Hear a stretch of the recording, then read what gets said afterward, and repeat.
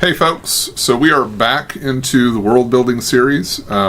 We've already covered the general format for what we're going to do with these ones, and we talked about influence and inspiration in our last video. This time we're going to get into genre and theme.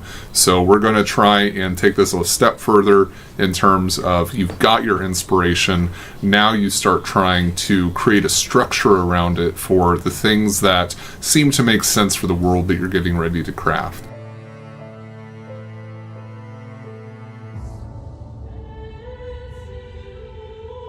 Are you looking for a new grim dark steampunk setting to introduce to your players? Well, Dungeon Brew has created a campaign setting manual called Thigum, and it is now available for your support on BackerKit. It has new rules for magic disruption in regions. There are rules to create your own corrupted gods to introduce to your players. There are new rules for mechanics in regards to the firearms for the new steampunk weapons that are being introduced, and there is new magic, new species, new subclasses, new factions, and so much more that's being included in this manual. You can go download a PDF sample on the BackerKit and see what all we have put into it, but right now we need your dice at our table, so head on over. We'll see you there.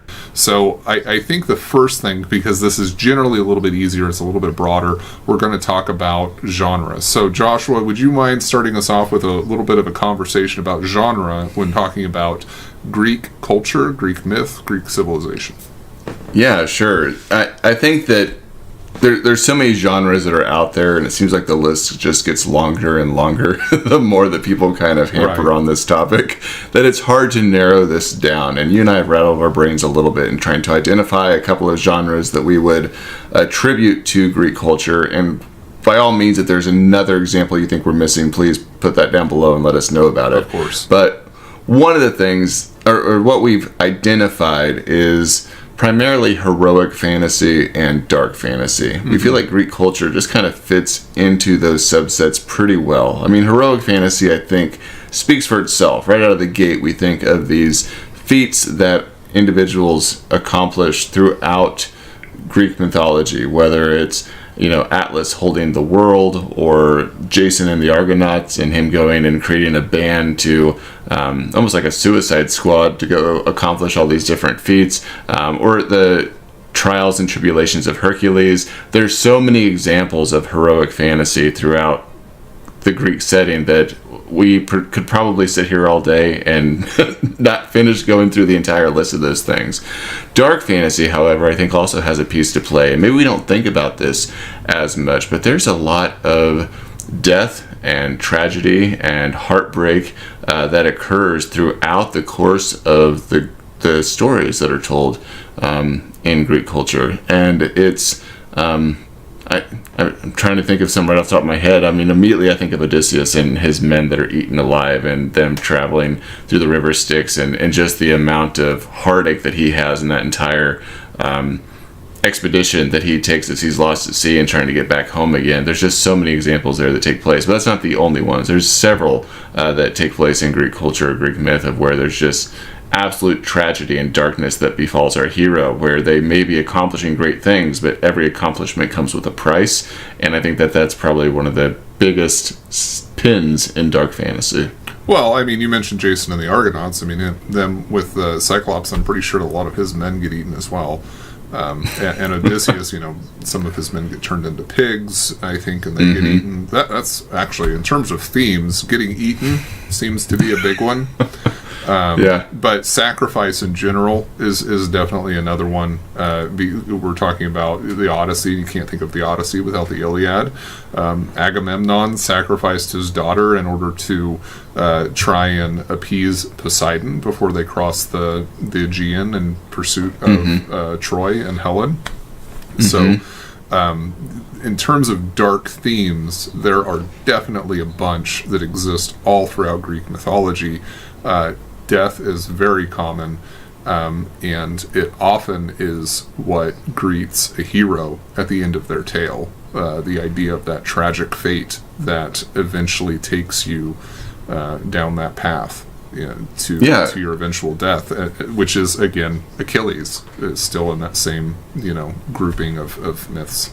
So And it's really a challenge, I think, when you're world building to make sure that you're interweaving these themes in the genre together throughout the course of the game so that characters really feel like those are coming to life as well. And there's a lot of things in the Greek culture that we can identify. You named some, but there's also, of course, fate, pride, vengeance. I don't know if you mentioned justice or not beauty. There's a lot of different themes that also play out throughout Greek culture, that it's finding a way to, I think, bring those to the forefront in your world building so that when characters are then, or players are throwing their characters into this world, you see that as being a major influence into the game setting so that you're a part of that. How do you capture that, Jonathan? Like, how do you make these themes or the genre come to life? So themes should become rules. Not necessarily, they don't have to be a mechanical rule. There doesn't have to be a number tied to it. But there are things that are true in this world. So the idea of fate, for instance, fate always comes to pass in Greek mythology. So Oedipus, it was true. He tried to escape his fate. He could not do it. It eventually, the things that were foretold about him eventually came to pass. He couldn't get around those. The trials and tribulations of Hercules are also tied into that as well. But if you're looking for mechanical inspiration, beauty was a huge one. Beauty and the notion that if you are beautiful, then you are good. If you are ugly, then you are evil. And that plays out in the tale of the 300 Spartans in the Hot Gates. All the Greek names are so hard to remember. The one who betrayed them was deformed. He was ugly. He was cast out. But the core of Greek culture, or the core of Spartan culture, was that if you were found wanting, if you were imperfect, you were dashed against the rocks as an infant. And that notion of beauty being something that is admirable and closer to perfection and godliness versus being ugly in some ways is a big one. You can incorporate a beauty score. You can incorporate beauty as being a measure of your alignment and just do away with alignment altogether. Those are things that become true within the world. If you are beauty, you are good, or if you're beautiful, you're good. If you're ugly, then you're evil.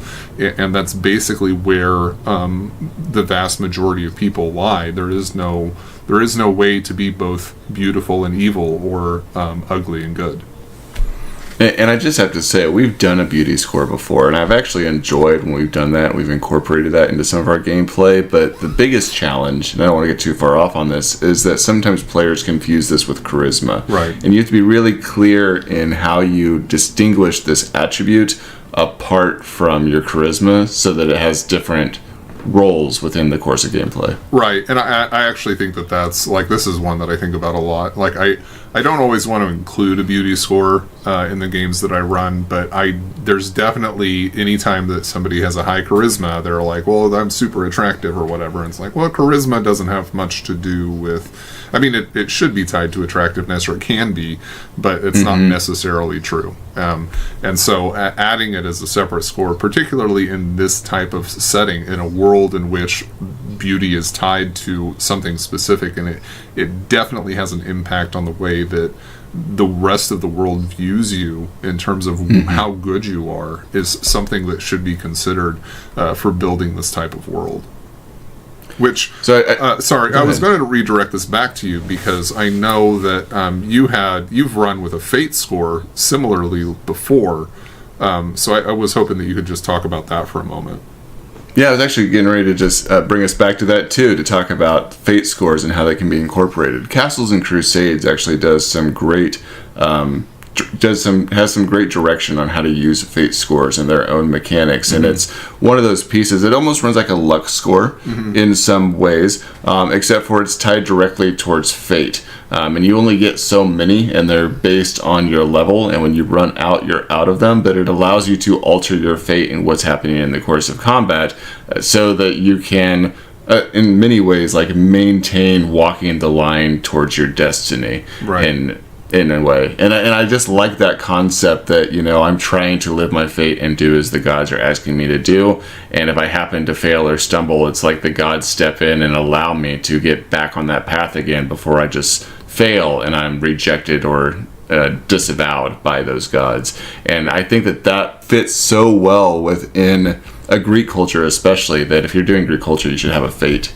mechanic that's in there that allows them to live that truth. I also think it wouldn't be a bad idea to almost tie that in the way that you deal with 5e inspiration, where the GM can step in and say, hey, listen, you've been doing what you're supposed to be doing. You have additional fate points, something along those lines. Basically, the idea of a god stepping in and saying, you have been following your fate in the way that you were supposed to, and you get something for it.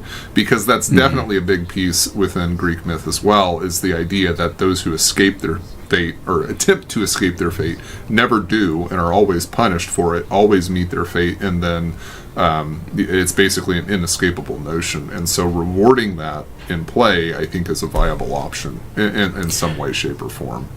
And I think you're hitting the nail on the head with that, is that finding a way for any of these things that we're talking about to reward the players or punish the players based on these thematics is what keeps them alive. And it's why it's so important to do this in your presentation of world building. Another idea and we don't need to go through all of these or exhaust all of them, but we talked about how Greek culture fits heroic fantasy, and we also talked about how heroism is a theme within the setting itself. So one of the things that we've done before is we've put in reputation points where you get real world benefits like discounts and special lodgings and an audience with the king or the ruler within a particular setting because of the heroics and the tales that have been going around about the deeds that you've accomplished. And so including those things within your world building so that they're available to players and you're rewarding them for maintaining that thematic that you put in there, I think is a great idea. And you can do it with any of these. You just have to be creative in the way that you present it. Yeah, I really like that. I like the favor rules that we use, and the notion that you can eventually build up or work to this point where you're renowned enough to where you gain something for that renown. I think it's something that's near and dear to both of our hearts because we play a lot of Baldur's Gate. And the idea of mixing that in with a campaign, especially in this type of world where heroes were definitely recognized as they traveled among the Greek city-states, and people knew who they were based off of the deeds that they have done, which is true in a lot of mythological settings. It's true in Norse mythology. You can kind of extend that outward, but it's always a good idea to reward players for the deeds that they've done. Can you imagine building a game where heroics aren't rewarded? Like Hercules walks up, it's like, who the fuck are you? Get out of my town. You're sleeping with the pigs tonight. Jeez. Anyway, so that is our talk here about genre and theme for world building. Next time we're going to get a little bit more into some of the physical aspects of it. I know that these first couple of weeks have been more tangential, kind of like off, in the brain up here, trying to figure things out. But we're going to get into geography, and then keep moving on down the list as we kind of nail down the other pieces that you should be thinking about when you're looking at building your own world. Dungeon Brew.